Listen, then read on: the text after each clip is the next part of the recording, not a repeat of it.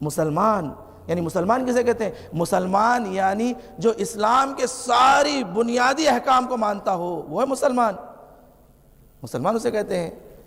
جیسے شاعر نے کہا، علامہ اقبال نے، کہ میں جب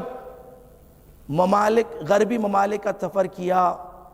میں نے دیکھا وہاں پر اسلام تھا، مسلمان نہیں تھے۔ غربی ممالک کا سفر کیا، اسلام تھا مگر مسلمان نہیں تھے، اور جب میں نے مسلمان مملکتوں کا سفر کیا میں نے دیکھا مسلمان ہے مگر اسلام نہیں ہے، مسلمان تو ہے مگر اسلام نہیں ہے۔ اس کے بعد وضاحت کی کہ وضاحت یہ ہے کہ دیکھو جب غربی ممالک میں ہم جاتے ہیں وہاں پر نظم ملتا ہے، سسٹم ملتا ہے، ہر چیز کا انتظام، ہر چیز میں دقت، سمجھداری، ایک دوسرے کے حقوق کی رعایت۔ مگر وہی آپ مسلم ممالک میں چلے جائیں، مسلمانوں کے درمیان چلے جائیں، آپ کو مسلمان ملیں گے نام کے، آدھار کارڈ کے، مگر سسٹم نہیں ہے، نظم نہیں ہے، انضباط نہیں ہے،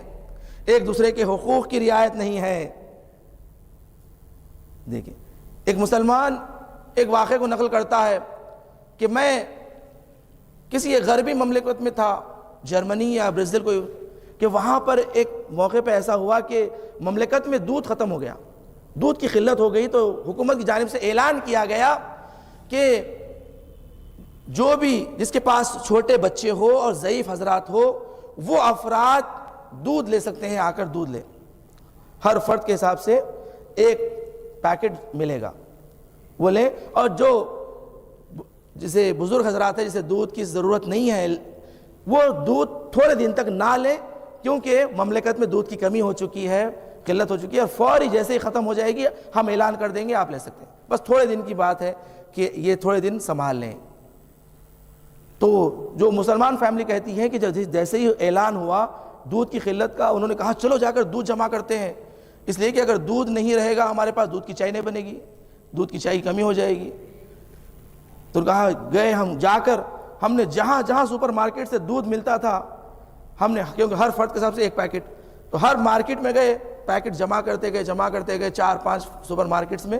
اچھے خاصے دودھ جمع کر کے جب ہم واپس لا رہے تھے تو ہماری پڑوسن میں ایک جو عیسائی تھی، مسیحی تھی، کرسچن تھی، ایک ضعیفہ عصا کے سہارے اپنے ہاتھ میں ایک تھیلی پکڑی ہوئی جا رہی تھی۔ تو ہم نے اس سے وش کیا، وش کرنے کے بعد پوچھا کہ آپ کہاں جا رہی ہیں، کہاں، کیا دودھ لینے جا رہی ہیں؟ اس نے کہا نہیں، دودھ لینے نہیں جا رہی ہوں، میں دودھ جو میرے پاس ایکسٹرا رکھا ہوا تھا، اضافی رکھا ہوا تھا، میں اسے واپس کرنے جا رہی ہوں سپر مارکیٹ کو، کہ ممکن ہے کسی کے پاس چھوٹے بچے ہو وہ ضرورت مند ہو جائیں،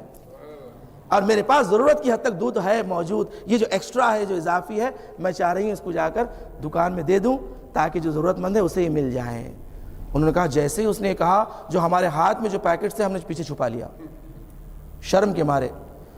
کہ یہ دیکھیں یہ ان کی تربیت ہے، یہ مسلمان نہیں ہے، مگر دیکھیں ان کی سوچ دیکھیے آپ، ہم نام کے مسلمان ہیں مگر ہماری فکر دیکھیے، ہمارا کردار دیکھیے۔ امام کی دعا میں تُعِزُّ بِهَا الْإِسْلَامُ وَأَهْلَهُ، اسلام کو عزت دی جائے گی اور صاحب اسلام کو عزت دی جائے گی۔ عزیزان گرامی دیکھیں ایک امام کی حکومت کی تمنا، یہی تمنا انسان کو وادار کرتی ہے کہ اپنے کردار سازی کریں، کردار سازی کریں۔ آپ دیکھیں یہی جو شہداء جو شہید ہوئے ہیں ان کی زندگی کا اگر ہم مطالعہ کریں، دیکھیں ان کی زندگی میں کتنی نظم و انضباط پایا جاتا تھا، کتنی خوش اخلاقی تربیت پائی جاتی تھی۔ سردار قاسم سلیمانی کے واقعات میں سے نقل کرتے ہیں کہ ایک مرتبہ وہ تقریر کر رہے تھے پورے فوجیوں کے درمیان، فوجی تھے،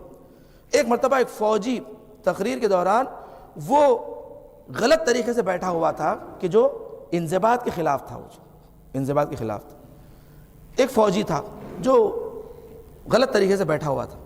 جیسے ہی تقریر ختم ہوئی، تقریر ختم ہونے کے بعد شہید قاسم سلیمانی نے اسے بلایا، بلانے کے بعد اسے کہا کہ تم جلسے میں، میٹنگ میں جو ہے غلط طریقے سے بیٹھے ہوئے تھے کہ جو انضباط کے خلاف تھا یہ، اور میں سردار ہونے کے ناطے تمہیں سزا دے سکتا ہوں، تمہیں نکال بھی سکتا ہوں، مجھے پورا اختیار ہے، مگر میں تمہیں ایک سزا دوں گا۔ وہ سزا یہ ہے کہ تم قرآن مجید کا 30واں پارہ پورا حفظ کر کے میرے پاس آ کر سنانا۔ تمہاری سزا یہ ہے کہ قرآن مجید کا 30واں پارہ حفظ کر کر مجھے سنانا، پھر میں تمہاری غلطی کو معاف کر دوں گا۔ عزیزان گرامی دیکھیں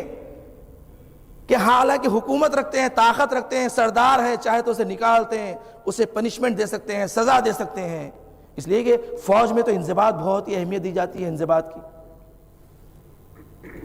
مگر انہوں نے کہا ایسی سزا دوں گا کہ ساتھ میں دیندار بھی ہو جائے گا، قرآن سے بھی مانوس ہو جائے گا، اہل بیت سے بھی مانوس ہو جائے گا اور سدھر بھی جائے گا۔ صلوات پڑھے محمد والے محمد۔ عزیزان گرامی